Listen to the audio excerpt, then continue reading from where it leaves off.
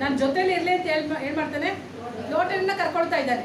ಕರ್ಕೊಂಡು ಅವನು ಇರುವಾಗ ಒಂದು ದಿನ ಏನಾಗುತ್ತೆ, ಲೋಟನ್ ಏನು ಮಾಡ್ತಾನೆ, ಅಬ್ರಾಮನನ್ನು ಬಿಟ್ಟು ಅಗಲಿ ಹೋಗುವಂಥ ಸಂದರ್ಭ ಬರುವಾಗ ಏನಾಗುತ್ತೆ, ಅವನು ಹೇಳ್ತಾನೆ, ನಿನಗೇನಾದರೂ ಒಳ್ಳೇದು ಬೇಕಾಗಿದ್ರೆ ಆಸ್ತಿಯಲ್ಲಿರೋದು ಅದನ್ನು ನೀನು ತಗೊಳ್ಬೋದು ಅಂತ ಹೇಳ್ತಾನೆ. ಇವನು ಏನು ಮಾಡ್ತಾನೆ, ಲೋಟನ್ ಏನು ಮಾಡ್ತಾನೆ, ನೋಡ್ತಾನೆ ಎಲ್ಲ ಕಡೆಯಲ್ಲಿಯೂ ಒಳ್ಳೆ ನೀರಾವರಿ ಇರುವಂಥ ಪ್ರದೇಶವನ್ನು ನೋಡ್ತಾನೆ. ನೋಡಿದ ಕೂಡಲೇ ಅವನು ಏನು ಮಾಡ್ತಾನೆ, ಸೊದೋಮ್ ಗೊಮೋರವನ್ನು ಆರಿಸಿಕೊಂಡ್ಬಿಡ್ತಾನೆ. ಈಗ ನೋಡ್ರಿ, ಅಬ್ರಾಮನೊಟ್ಟಿಗೆ ಇದ್ದಾನೆ. ಮೊದಲು ದೇವರು ಅಬ್ರಾಮನನ್ನೇ ಕರೆದಿದ್ದು, ಲೋಟನನ್ನೇ ಕರೆದಿರಲಿಲ್ಲ. ಆದರೆ ಇವ್ರ ಜೊತೆಲಿ ಬಂದ, ಆಸ್ತಿ ಮಾಡ್ಕೊಂಡ. ಕೊನೆಗೆ ಏನು ಮಾಡ್ದ, ಅಬ್ರಾಮನಿಗೂ ಕೇಳಲಿಲ್ಲ, ನಿನಗೇನು ಬೇಕಾಗಿದೆಯೋ, ನೀನು ದೊಡ್ಡವನು, ನೀನು ತಗೋ, ಆಮೇಲೆ ನಾನು ತಗೊಳ್ತೀನಿ ಅಂತಲೂ ಹೇಳಿಲ್ಲ. ಅವನೇನು ಮಾಡ್ದ, ನೋಡ್ದ, ತನಗೆ ಬೇಕಾದದನ್ನೆಲ್ಲ ಆರಿಸಿಕೊಂಡು. ಏನು ಯೋಚಿಸ್ತಾ ಇದ್ದಾನೆ ಅಂತಂದರೆ, ಇಷ್ಟು ದಿನ ನನ್ನ ಜೊತೆಯಲ್ಲಿದ್ದ, ನನ್ನ ಜೊತೆಯಲ್ಲಿದ್ದು ಅವನು ಒಂದು ಮಾತನ್ನು ಕೇಳಲಿಲ್ಲ, ನಿನಗೇನು ಬೇಕಾಗಿದೆಯೋ ನೀನು ತಗೋ, ಆಮೇಲೆ ನಾನು ತಗೊಳ್ತೀನಿ ಅಂತ ಹೇಳ್ಬೋದಿತ್ತಲ್ಲ ಅಂತಲೂ ಕೇಳಲಿಲ್ಲ. ಅವನೇನು ಮಾಡ್ದ ಅಂದರೆ, ಅಬ್ರಾಮನನ್ನು ಕೇಳದೆ ಅವನು ಬೇಕಾದದ್ದು ಆಸ್ತಿಯನ್ನು ಅವನು ತೆಗೆದುಕೊಂಡು ಹೋಗ್ತಾ ಇದ್ದ. ಅಂಥ ಸಂದರ್ಭದಲ್ಲಿ ಅಬ್ರಾಮನ ಹೃದಯವು ಗಾಯಪಟ್ಟಿದೆ. ಹಲ್ಲೆಲೂಯಾ. ಅಬ್ರಾಮನಿಗೆ ಏನಾಗಿದೆ, ಗಾಯಪಟ್ಟಿದೆ. ಅವನ ಮನಸ್ಸು ಏನಾಗಿದೆ, ಒಡೆದು ಹೋಯಿತು. ಲೋಟನ ವಿಷಯದಲ್ಲಿ ಅವನ ಮನಸ್ಸು ಮುರಿದು ಹೋಯಿತು. ಆದರೆ ದೇವರು ಏನು ಮಾಡಿದ ಅಂದರೆ, ಲೋಟನು ಹೋಗಿದ ತಕ್ಷಣವೇ ದೇವರು ಅವನ ಸಂಗಡ ಬರ್ತಾ ಇದ್ದಾನೆ. ಹಲ್ಲೆಲೂಯಾ. ಯಾವಾಗ ಮನುಷ್ಯರು ನಮ್ಮ ಹತ್ರ ಇರುವಂಥದ್ದನ್ನು ಕಸ್ಕೊಂಡು ಹೋಗ್ತಾರೆ, ಆಗ ಬೇಸರಿಕೆ ಪಡುವಂಥ ಅಗತ್ಯತೆ ಇಲ್ಲ. ಯಾಕಂದರೆ ದೇವರು ಏನು ಮಾಡ್ತಾರೆ ಅಂದರೆ, ನಮಗೆ ಹತ್ತಿರವಾಗಿರುವಂಥದ್ದು. ಇಲ್ಲಿ ಲೋಟನ್ ಏನು ಮಾಡ್ತಿದ್ದಾನೆ, ತೆಗೆದುಕೊಂಡು ಹೋಗ್ತಿರ್ತಾರೆ. ಈಗ ನನಗೆ ಬರಬೇಕಾದ ಪಾಲದು, ನಾನು ಉದಾಹರಣೆಗೆ ಹೇಳ್ತೀನಿ, ನನಗೆ ಬರಬೇಕಾದ ಪಾಲನ್ನು ಬೇರೆಯವರು ತಗೊಂಡೋದ್ರು ಅಂತ ಅಂದ್ಕೊಳ್ಳೋದು. ಅವಾಗ ನಮ್ಗೆ ಏನು ಅನಿಸುತ್ತೆ, ಬೇಸರ ಆಗುತ್ತೆ. ನನಗೆ ಬರಬೇಕಾದದನ್ನು ಅವರೇ ತಗೊಂಡ್ಬಿಟ್ರಲ್ಲ ಅಂತ. ಹಾಗೆ ಆಯ್ತಲ್ಲಿ ಏನಾಯ್ತು ಅಂದರೆ, ಅಬ್ರಾಮನಿಗೆ ಬರಬೇಕಾದ ಪಾಲನ್ನು ಏನಾಗಿದೆ, ಲೋಟನ ತಗೊಂಡು ಹೋಗ್ತಾ ಇದ್ದಾನೆ. ಆದರೆ ಅಬ್ರಾಮನಿಗೆ ಹೃದಯದಲ್ಲಿ ಒಂದು ಗಾಯ ಆಗಿರುತ್ತೆ. ಅಂದರೆ ದೇವರು ಏನು ಮಾಡ್ದ ಅಂತಂದರೆ, ಅಬ್ರಾಮನ ಬಡೆ ಬಂದು ನಿಲ್ತಾ ಇದ್ದಾನೆ. ಆಮೇಲೆ ಅಬ್ರಾಮನಿಗೆ ಹೇಳ್ತಾನೆ, ಅಬ್ರಾಮನೇ, ಖಂಡಿತ ನೀನು ಆಕಾಶದ ಕಡೆಗೆ ನೋಡು, ನೀನು ಎಷ್ಟು ದೂರ ನೋಡ್ತೀಯೋ ಅಷ್ಟು ದೂರ ನಾನು ನಿನಗೆ ಆಶೀರ್ವಾದವನ್ನು ಕೊಡ್ತೇನೆ. ಆಮೇಲೆ ಹೇಳಿದ್ರೆ ಗಟ್ಟಿಯಾಗಿ ಹಲ್ಲೆಲೂಯಾ. ಎಷ್ಟು ದೂರ ನೋಡಲಿಕ್ಕೆ ಸಾಧ್ಯನೋ ಅಷ್ಟು ದೂರ. ಇವತ್ತು ಮನುಷ್ಯರು ನಿಮ್ಮಿಂದ ಏನು ಬೇಕಾದ್ರೂ ಕಸ್ಕೊಳ್ಬೋದು. ನಿಮಗೆ ಬರಬೇಕಾದ ಏನು ಆಸ್ತಿ ಇರ್ಬೋದು, ಹಣ ಇರ್ಬೋದು, ಏನೇ ತಗೊಳ್ಬೋದು. ಆದರೆ ನಿಮ್ಮಲ್ಲಿ ಇರುವಂಥ ಶ್ರೇಷ್ಠವಾದಂಥ ದೇವರನ್ನು ಅವರು ಕದ್ದುಕೊಳ್ಳಲಿಕ್ಕೆ ಸಾಧ್ಯವಿಲ್ಲ. ಆತನ ಸಮ್ಮುಖವನ್ನು ಕದ್ದುಕೊಳ್ಳಲಿಕ್ಕೆ ಸಾಧ್ಯವಿಲ್ಲ. ಅವರ ಹಣ ಮಾತ್ರ ತಗೊಂಡು ಹೋಗ್ಬೋದು. ಏನು ಮಾಡ್ಬೋದು, ಹಣ ಮಾತ್ರ ತಗೊಂಡು ಹೋಗ್ಬೋದು, ಇಲ್ಲ ಆಸ್ತಿ ತಗೊಂಡು ಹೋಗ್ಬೋದು, ಇಲ್ಲ ಒಡವೆ ಭಾಷೆಗಳನ್ನು ತೆಗೆದುಕೊಂಡು ಹೋಗ್ಬೋದು. ಆದರೆ ನಿಮ್ಮೊಳಗೆ ಇರುವಂಥ, ನಿಮ್ಮ ಜೊತೆಯಲ್ಲಿರುವಂಥ ದೇವರ ಪ್ರಸನ್ನತೆಯನ್ನು ಮಾತ್ರ ಅವರು ಯಾವತ್ತಿಗೂ ನಿಮ್ಮಿಂದ ಕದೀಲಿಕ್ಕೆ ಸಾಧ್ಯವಿಲ್ಲ. ಹಲ್ಲೆಲೂಯಾ. ಈಗ ಲೋಟನ್ ಏನು ಮಾಡ್ತಿದ್ದಾನೆ ಅಂದರೆ, ಅಬ್ರಾಮನ ಹತ್ರ, ಅಬ್ರಾಮನ್ ಹೇಳಿದ ತಕ್ಷಣ ಆಸ್ತಿ ತಗೊಂಡು ಹೋಗ್ತಿದ್ದಾನೆ. ಆದರೆ ಅವನು ಕೇಳ್ಬೋದಿತ್ತು, ಅಬ್ರಾಮನೇ, ನನಗೆ ಈ ಆಸ್ತಿ ಯಾವುದು ಬೇಡ, ನಿನ್ನ ಜೊತೆಲಿರುವಂಥ ದೇವರ ಒಬ್ಬ ಇದ್ರೆ ಸಾಕು ಅಂತ ಹೇಳುತ್ತಾ ಹೇಳಿಲ್ಲ. ಆದರೆ ಅಬ್ರಾಮ ಏನು ಮಾಡ್ದ ಅಂದರೆ, ಆಸ್ತಿ ಹೋದರೆ ಪರವಾಗಿಲ್ಲ, ದೇವ್ರು ನನ್ನ ಜೊತೆಲಿ ಇರ್ತಾನೆ. ಹಲ್ಲೆಲೂಯಾ. ಇವತ್ತು ನೀವು ತಿಳ್ಕೊಳ್ಬೇಕು, ನಿಮಗೆ ಸಲ್ಲಬೇಕಾದದ್ದು ನಿಮಗೆ ಸಲ್ಲದೆ ಹೋದರೆ ಸಂತೋಷ ಪಡ್ರಿ. ಅದು ಇಲ್ಲ ಅಂತ, ಅದು ಅಳಿದು ಹೋಗುವಂಥದ್ದು. ಹಣ ಅನ್ನುವಂಥದ್ದು ಏನಂತಂದರೆ ಅಳಿದು ಹೋಗುವಂಥದ್ದು, ಅಳಿಯದೇ ಇರುವಂಥದ್ದು ಒಂದು ನಿಮ್ಮ ಜೊತೆಲಿ. ಹಲ್ಲೆಲೂಯಾ. ಅದೇ ಯಾವುದು ಅಂತಂದರೆ ಯೇಸು ಕ್ರಿಸ್ತನಾಗಿದ್ದಾನೆ. ಆತನ ಪ್ರಸನ್ನತೆ ಒಂದಿದ್ರೆ ನೀವು ಎಲ್ಲವನ್ನ ಈ ಲೋಕದಲ್ಲಿ ಸಾಧಿಸಲಿಕ್ಕೆ ಸಾಧ್ಯ.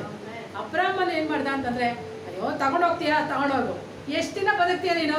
ಈಗ 2 ಲಕ್ಷ ಈಗ ದಾನ ಮನೆಯಿಂದ ನಾನು ತಗೊಂಡೆ, ನಾನು ಎಷ್ಟು ದಿನ ಬದುಕಲಿಕ್ಕೆ ಸಾಧ್ಯ ಅಲ್ವಾ? ನಿಮ್ಮ ಹತ್ರದಿಂದ ಆಸ್ತಿ ತಗೊಂಡ್ರೆ ಎಷ್ಟು ವರ್ಷ ನಾನು ಬದುಕಲಿಕ್ಕೆ ಸಾಧ್ಯ? ಇಲ್ಲ ಅನ್ಯಾಯವಾಗಿ ನಾನು ಒಂದು ಮನೆ ತಗೊಂಡೆ ಅಂತ ಅನ್ಕೊ, ನಾನು ಎಷ್ಟು ದಿನ ಬದುಕಲಿಕ್ಕೆ ಸಾಧ್ಯ? ಅದನ್ನು ತಗೊಂಡೆ ತುಂಬ ದಿನ ಇರಲಿಕ್ಕೆ ಸಾಧ್ಯ ಇಲ್ಲ. ಆದರೆ ಅದೇ ದೇವರ ಪ್ರಸನ್ನತೆ ನನ್ನ ಜೊತೆಲಿ ಇದ್ದರೆ, ನಾನು ನಾನೇನಂತಂದರೆ ನನ್ನ ಜೀವನ ಪರ್ಯಂತರವೂ ನಾನು ಏನಾಗಲಿಕ್ಕೆ ಸಾಧ್ಯ, ಸುಖವಾಗಿರ್ಲಿಕ್ಕೆ ಸಾಧ್ಯ. ಒಂದು ತಿಳ್ಕೊಳ್ರಿ, ನಮ್ಮ ಹತ್ರ ಹಣ ಹೋಗ್ತಾ ಇದೆ, ಇಲ್ಲ ನಾವು ನಷ್ಟ ಪಡ್ತಾ ಇದ್ದೇವೆ, ಯಾರೋ ನಮ್ಮಿಂದ ಅನ್ಯಾಯವಾಗಿ ತೆಗೆದುಕೊಳ್ತಾ ಇದ್ದಾರೆ ಅಂತ ಅಂದರೆ ತಗೊಂಡು ಹೋದರೆ ತಗೊಂಡೋಗಿ. ಆದರೆ ದೇವ್ರು ಹೇಳ್ತಾನೆ, ಅದು ಅನ್ಯಾಯವಾಗಿ ತಗೊಂಡೋದ್ರೆ ಹಣ ಹೋಗಲಿ, ಹಣ ಅನ್ನುವಂಥದ್ದು ನಶಿಸಿ ಹೋಗುವಂಥದ್ದು. ನಾನು ನಿನ್ನ ಜೊತೆಲಿದ್ದೇನೆ, ನಶಿಸಿ ಹೋಗದೆ ಇರುವಂಥ ಯೇಸು ನಾನು ನಿನ್ನ ಜೊತೆಲಿದ್ದೇನೆ. ಹಲ್ಲೆಲೂಯಾ. ಇವತ್ತು ಎಲ್ಲಿ ನಾವು ನಷ್ಟ ಹೊಂದಿದ್ದೇವೋ ಆ ನಷ್ಟ ಪಡುವಂಥ ಕ್ಷೇತ್ರದಲ್ಲೆಲ್ಲ ಕರ್ತನ ಏನು ಮಾಡ್ತಾನೆ, ನಾನು ನಿನ್ನ ಜೊತೆಲಿದ್ದೇನೆ. ಹಲ್ಲೆಲೂಯಾ. ನಷ್ಟ ಪಡುವಾಗೆಲ್ಲ ನಮ್ಗೆ ಏನಾಗುತ್ತೆ ಅಂದರೆ ಫೀಲಿಂಗ್ ಆಗುತ್ತೆ, ಅಯ್ಯೋ ಒಂದು ಸಮಯದಲ್ಲಿ ನಾನು ಹಣ ಇಟ್ಟಿದ್ರೆ ಇವತ್ತು ನಾನು ಚೆನ್ನಾಗಿರ್ಬೋದಿತ್ತಲ್ಲ, ಒಳ್ಳೆ ದುಡ್ಡು ಮಾಡ್ಬೋದಿತ್ತಲ್ಲ, ಎಷ್ಟು ಹಣನ ನಾನು ಕಳ್ಕೊಂಡೆ ಎಲ್ಲ ಬೇಸರಿಕೆ ಇರುತ್ತೆ, ನಿಜನೇ. ಆದರೆ ದೇವರು ಹೇಳ್ತಾನೆ, ನಷ್ಟವಾಗದ್ದೆಲ್ಲ ಅಳಿದು ಹೋಗುವಂಥದ್ದು. ಮತ್ತು ಎಷ್ಟು ಹಣ ನೀವು ಕಳ್ಕೊಂಡಿದ್ದೀರೋ ಅದೆಲ್ಲ ಅಳಿದು ಹೋಗುವಂಥದ್ದು. ಆದರೆ ಅಳಿಯದೇ ಇರುವಂಥದ್ದು ಒಂದು ನಿನ್ನ ಜೊತೆ ಇದೆ. ಅದು ಒಂದನ್ನು ನೀನು ಏನು ಮಾಡಬೇಕಂದ್ರೆ ಸ್ಟ್ರಾಂಗ್ ಆಗಿ ಇಟ್ಟುಕೊಳ್ಬೇಕು. ಹಲ್ಲೆಲೂಯಾ. ಇಲ್ಲಿ ಅಬ್ರಾಮನ್ ಏನು ಮಾಡ್ತಿದ್ದಾನೆ ಅಂತಂದರೆ, ನೀನು ತಗೊಂಡೋಗ್ತೀಯ ಆಸ್ತಿನ, ತಗೊಂಡೋಗಿ ಪರವಾಗಿಲ್ಲ, ನನ್ನ ಜೊತೆಲಿ ಯಾರಿದ್ದಾರೆ ಅಂತಂದರೆ ದೇವರಿದ್ದಾನೆ. ಹಲ್ಲೆಲೂಯಾ. ಲೋಟನ್ ಹೋಗ್ತಾ ಇದ್ದಾನೆ, ದೇವರು ಬರ್ತಾನೆ, ದೇವರು ಹೇಳ್ತಾನೆ, ನಿನಗೆ ಏನು ಬೇಕಾಗಿದೆಯೋ ಅದನ್ನು ನೀನು ನೋಡಿ. ಇವತ್ತು ದೇವರು ಹೇಳ್ತಾನೆ, ನಿಮಗೆ ಆ ಚಾಯ್ಸನ್ನು ಕೊಟ್ಟಿದ್ದಾನೆ. ಆತನು ಹೇಳ್ತಿದ್ದಾನೆ, ಮುರಿಯಲ್ಪಟ್ಟಂಥ ನನ್ನ ದೇಹ ನಿಮ್ಮ ಮಧ್ಯದಲ್ಲಿದೆ, ನಾನು ನಿಮ್ಮ ಹೃದಯದ ಗಾಯಗಳನ್ನು ನಾನು ಕಟ್ಟುತ್ತೇನೆ.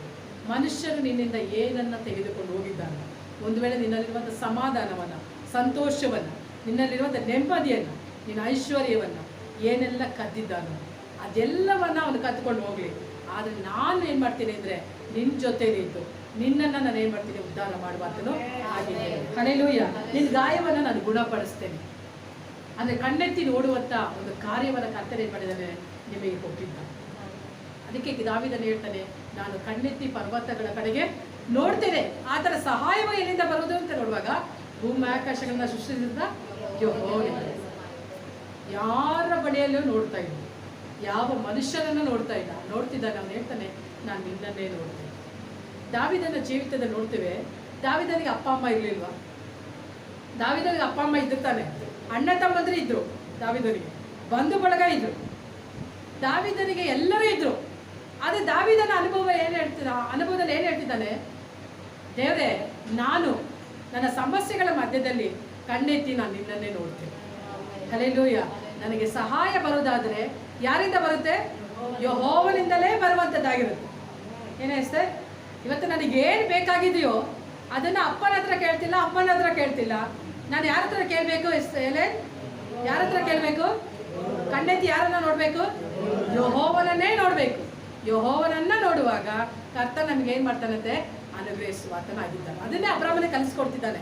ಅಬ್ರಾಮನೆ, ನೀನು ನನ್ನನ್ನು ನೋಡು, ನೀನು ಕಣ್ಣೆತ್ತಿ ನೋಡು, ನೀನು ಎಷ್ಟು ದೂರ ನೋಡಬೇಕು ಅಂತ, ನಿನಗೆ ಎಷ್ಟು ನೋಡ್ಬೇಕು ಅನ್ಸುತ್ತೆ, ದೇವರನ್ನ ಎಷ್ಟು ನೋಡ್ಬೇಕು ಅನ್ಸುತ್ತೆ? ಆತನನ್ನೇ ದೃಷ್ಟಿಸಿ ನೋಡಿದಂಥ ಮುಖಗಳು, ಆತನನ್ನೇ ದೃಷ್ಟಿಸಿ ನೋಡಿದಂಥ ಮುಖಗಳು. ಎಷ್ಟು ಸಾರಿ ದೃಷ್ಟಿಸಿ ನೋಡ್ತೀರಾ?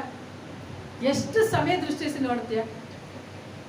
ಈಗ ನೀನು ನೋಡೋಕ್ಕಾಗುತ್ತಾ? ಒಂದೇ ಸಮ ದೃಷ್ಟಿಸಿ ನೋಡ್ಲಿಕ್ಕಾಗುತ್ತೆ? ಏನಾಗುತ್ತೆ ಹೇಳ್ರಿ, ಅನುಭವ ಅಂದರೆ ಹೇಳ್ರಿ, ಏನಾಗುತ್ತೆ ದೃಷ್ಟಿಸಿ ನೋಡ್ತಾರೆ? ಹೋಗಿ ಅದನ್ನ ಬಿಟ್ಬಿಡೋಣ. ಯಾರೋ ಒಬ್ಬ ಭಿಕ್ಷುಕ ಅನ್ಕೊಳ್ಳೋಣ, ಅವ್ನು ನಿಮ್ಮನ್ನೇ ನೋಡ್ತಿದ್ದ ಅನ್ಕೋ, ನಿಮಗೆ ಏನು ಅನಿಸುತ್ತೆ? ಮುಜುಗರ ಆಗುತ್ತೆ. ಆಮೇಲೆ ಏನು ಅನಿಸುತ್ತೆ? ಅಲ್ಲೇ ಅಯ್ಯೋ ನನ್ನೇ ನೋಡ್ತಿದ್ದಾರೆ, ಏನೋ ಎಕ್ಸ್ಪೆಕ್ಟೇಷನ್ ಇದೆ ಅಲ್ವಾ? ನಿಜ ತಾನೆ? ದೀರ್ಘಕಾಲ ನೋಡಿದ್ರೆ ಏನು ಅನಿಸುತ್ತೆ? ನಾವು ತಿನ್ನೋದನ್ನು ಬಿಟ್ಟು ನಾವು ಕೊಟ್ಬಿಡ್ತೀವಿ. ನಿಜನಾ? ಹಾಗೆ ದೇವ್ರ ವಾಕ್ಯ ಹೇಳುತ್ತೆ, ಯೆಹೋವನನ್ನೇ ದೃಷ್ಟಿಸಿ ನೋಡಿದಂಥ ಮುಖಗಳು ಲಜ್ಜೆಗೆಟ್ಟು ಹೋಗುವುದೇ, ಅವರ ಪ್ರಕಾಶಮಾನವನ್ನ ಒಂದು